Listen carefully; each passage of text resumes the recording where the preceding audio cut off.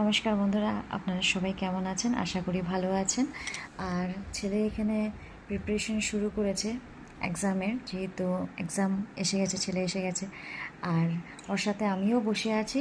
আজকে নাকি ও ঘুমাবে না, কালকেও ঘুমায়নি। স্কুল থেকে এসে আস্তে আস্তে 3টের পর আসে। তো আমি বলেছিলাম যে 4:25-এর মধ্যে তুমি ঘুমিয়ে পড়বে, কিন্তু ও বললো না মা, ঘুমাবো না, পড়ে নেব। তো এখন প্রায় 4:30 থেকে ও বসে গেছে, আর 5:21 হয়ে যাচ্ছে এখন। 5:21 হয়ে গেছে, তো 5:20 আমি কথা বলছি না, এটা মানে এটা না যে আমি কথা বলতে পারি না। আর মাঝে মাঝে যা কথা বলে। আর বলছিলাম যে নটাঙ্কিগুলো না করে পড়তে বসে পড়ুন। আমরা গেছি কাশি ইয়ে।